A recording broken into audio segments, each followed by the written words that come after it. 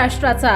नमस्कार, मी सुद्धा संध्या लाईव्हमध्ये आपल्या सगळ्यांचं स्वागत। बारामती पोटनिवडणुकीतून काँग्रेसने अखेर माघार घेतली। गेल्या अनेक दिवसांपासून काँग्रेसला बिनविरोध निवडणुकीसाठी आवाहन केलं जात होतं। आज अर्ज मागे घेण्याच्या शेवटच्या दिवशी काँग्रेसचे प्रदेशाध्यक्ष हर्षवर्धन सपकाळ यांनी पत्रकार परिषद घेत याबाबत घोषणा केली। दरम्यान आकाश मोरे आणि जय पवार यांनी एकत्रित पत्रकारांशी संवाद साधला। त्यावेळी जय पवार यांनी काँग्रेसचे आभार मानले।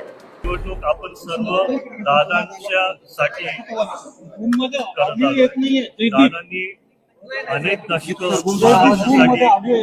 खूप कामं केलेत, विकास कामं केलेत। आदरणीय दादांनी सगळ्याच पक्षांना एकत्रित घेऊन कामं केलेत। एका काळात काँग्रेस आणि राष्ट्रवादी पण एकत्र होते, तेव्हा पण दादा म्हणजे आपली सरकार होती, आता महायुतीची सरकार आहे।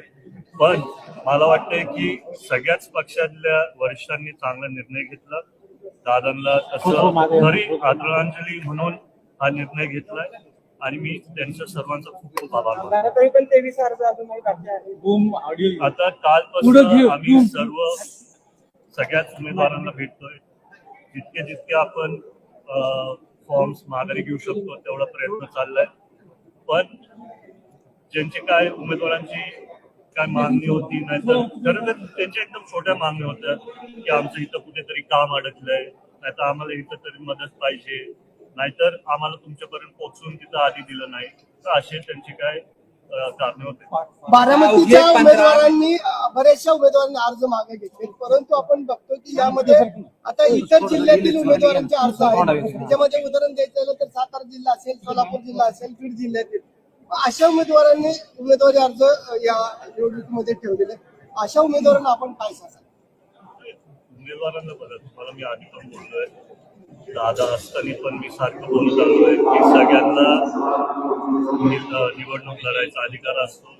त्यांनी दुसऱ्या जिल्ह्यातल्या लोकांनी तसं निर्णय घेतला असेल त्यांनी घेतला असेल, तर त्यांना मी काय बोलू शकतो? दादा 53 पैकी आतापर्यंत 27 उमेदवारांनी मागे घेतलेले आहे।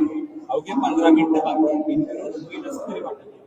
प्रयत्न तर चालू आहे आमच्या सर्वांचाच, झालं तर चांगलंच होईल, नाही झालं तरी ठीक आहे। कशा पद्धतीने इलेक्शन लढणार आहात?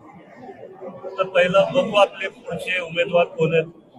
आकाश मोरे जे आपल्या बरोबर आहेत, एक मोठा पक्ष म्हणून त्यांनी तिथं उमेदवारी दाखल केलेली, तर त्यांनी पण आदरलाय। तर आता कुठेतरी आम्हाला पण मनाला बरं वाटतं की सगळेच पक्ष एकत्रित येऊन दादांसाठी ही निवडणूक लढतील आणि भविष्यात त्यांच्या पण पक्षाचे काय प्रॉब्लेम वगैरे असतील, अडचणी असतील, त्याच्यात आम्ही त्यांना नक्कीच साथ देऊ। काँग्रेसचे आभार मानताय? काँग्रेस मी मनापासून खूप खूप आभार मानतो। यावर मी काहीतरी बोलतो की महाविकास आघाडीचा म्हणजे अजितदादांच्या मनातला जर मुख्यमंत्री झाला महाविकास आघाडीच्या माध्यमातून खूप आनंद 2029 मध्ये आपण तसा प्रयत्न करूया। दादा मला सांगा, बारामतीकरांचं दुःख अजूनही कमी झालेलं नाही। जर निवडणूक झालीच तर बारामतीकर किती मताधिक्यांनी वैली साहेबांना विजय केली? मला वाटतं 1 लाखाच्या वरती झाली। आता खरं तर प्रचाराचा नारळ कनेरीला पडतो, कशा पद्धतीने नियोजन असेल त्या संदर्भात अजूनही प्रयत्न चालू आहे ही निवडणूक बिनविरोध करायची। जर नाही झाली तर आपण त्याच्याबद्दल मी तुम्हाला भविष्यात सांगेल। पण मला वाटते जर अशी वेळ आलीच तर दादांच्यासाठी आमच्या मनात आहे की कनेरीला जाऊन पाया पडायचे आणि तिथं आपली पहिली सभा व्हायची। तर त्या दिवशी नुसतं तिथं जाऊन बसायचं, दादांना एक श्रद्धांजली म्हणून तिथं अर्धा तास बसायचं, त्या दिवशी प्रचार नाही करणार आणि त्याच्यापुढे आपण सभा होणार। ताज्या आणि महत्त्वपूर्ण बातम्या पाहण्यासाठी आजच आमच्या संध्या लाईव्ह न्यूज चॅनलला YouTubeवर सबस्क्राईब करा आणि बेल आयकॉन प्रेस करा।